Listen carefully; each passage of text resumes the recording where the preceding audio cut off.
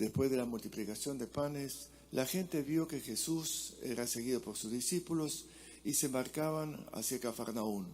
Al llegar a la otra orilla le preguntaron a Jesús: Maestro, ¿cómo has llegado hasta acá? Jesús les contestó: En realidad ustedes no me buscan por los signos que han visto, sino por el pan que comieron para saciarse. Trabajen más bien por el alimento que se acaba, sino por el alimento que permanece para la vida eterna, el que les dará el Hijo del Hombre, porque Él es a quien el Padre ha marcado con su sello. Entonces le preguntaron: ¿Qué obras tenemos que hacer para trabajar en lo que Dios quiere? Respondió Jesús: La obra de Dios es esta, que crean en mí, en Él que ha bajado del cielo. Y le dijeron: ¿Qué signo vemos que haces tú para que creamos en ti? ¿Cuál es tu obra? Nuestros padres comieron el maná en el desierto, según dice la Escritura, que se les dio a comer el pan del cielo. Jesús les contestó: En realidad no fue Moisés quien les dio el pan del cielo. Mi Padre es el que da el verdadero pan del cielo. El pan que Dios da es este que ha bajado del cielo y que da vida para el mundo. Ellos dijeron: Señor, danos entonces siempre de ese pan. Jesús les respondió: Yo soy el pan de vida. El que viene a mí no pasará hambre, y el que cree en mí nunca más pasará sed. Es palabra del Señor. Este intercambio que hemos escuchado en el Evangelio entre Jesús y la gente que lo buscaba no ha perdido actualidad y nos invita a una reflexión. ¿Por qué debemos, o estamos invitados o recomendados, de confiarnos en Jesús y no porque en otra persona? ¿Por qué precisamente en Él? ¿Por qué no en Buda, en Mahoma? ¿Por qué no en mi abuelita, en un gran santo? Yo no sé por qué en Jesús. Los judíos le dicen: nosotros confiamos en Moisés y prueba de ello es que dio el maná. Y el maná es la señal de que era un hombre de Dios, por tanto me puedo fiar en Moisés. Pero tú, ¿qué haces? ¿Qué garantía, qué aval tengo para que merezca yo poner mi confianza y dejarme guiar y orientar por tu manera de ver la vida? Y eso es lo que está un poco en juego. ¿Por qué? Se presenta Jesús en esta metáfora del pan. Porque, como Jesús les dice, ustedes me buscan por lo que yo pueda hacer por ustedes. Y yo les invito a que piensen que lo que deben buscar es no lo que yo puedo hacer por ustedes, sino lo que ustedes pueden hacer por Dios. Voltear los intereses. En realidad, muchísimas de las veces nuestra religión y nuestros ritos y ceremonias están fundamentadas en la búsqueda de que Dios haga Él algo por mí.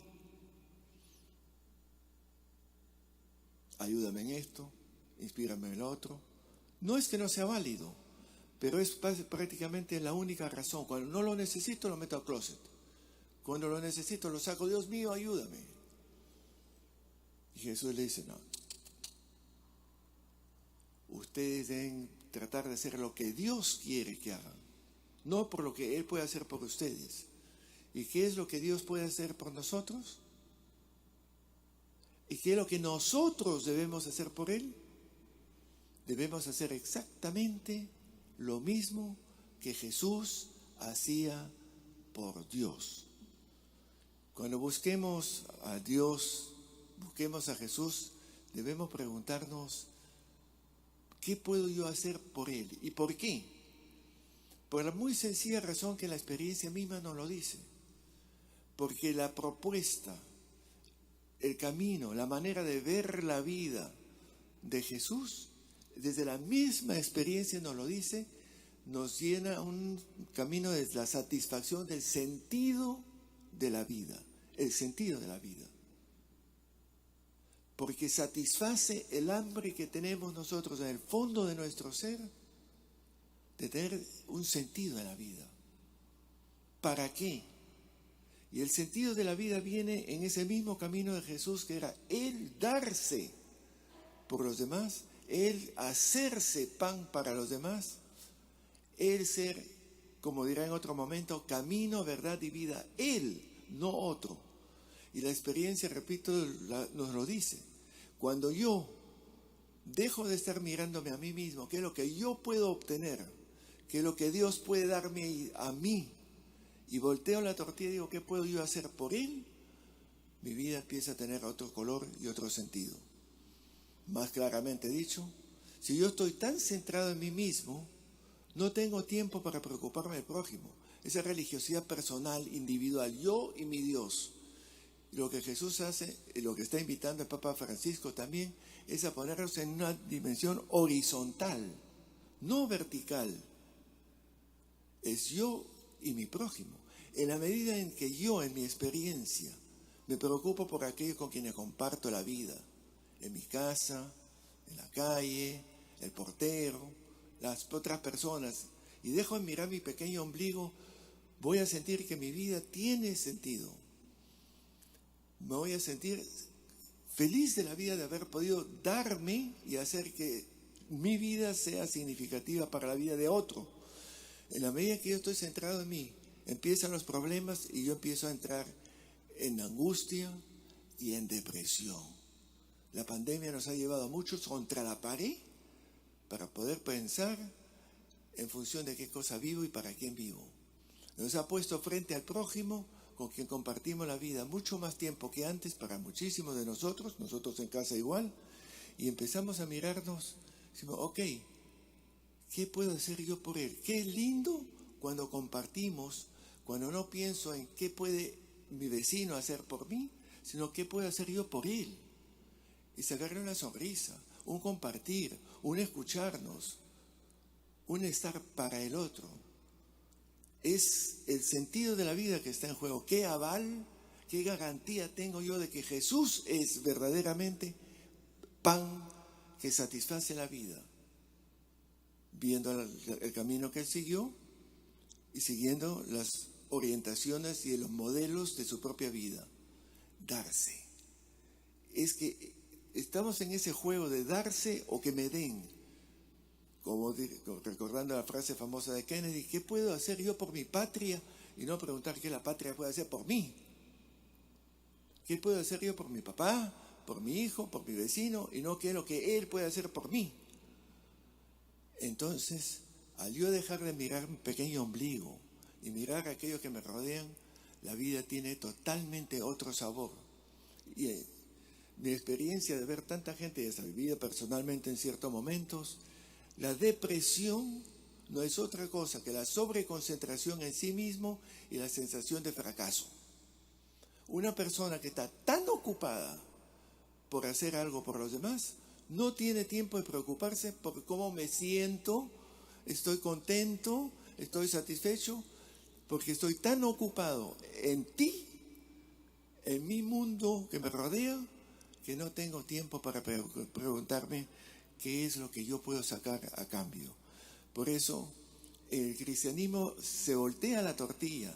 No es que Dios da el maná, sino que doy yo a mi prójimo y comparto con él.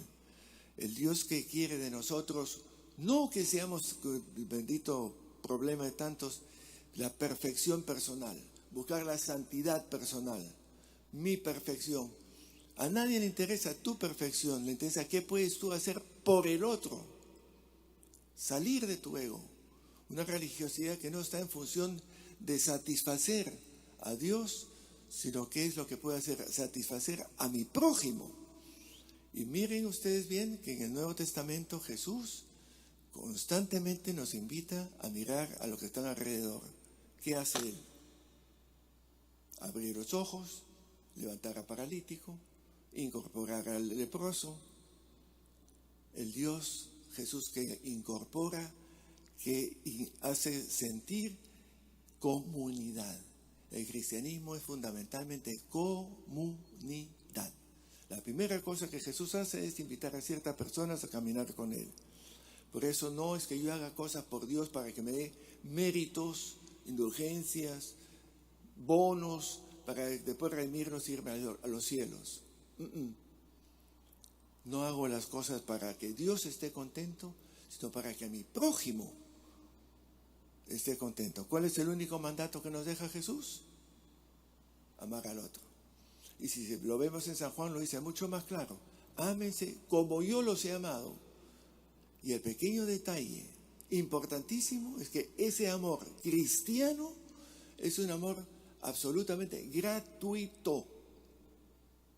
No hago las cosas para yo obtener a cambio premios, méritos, un lugar más cercano a Dios en los cielos.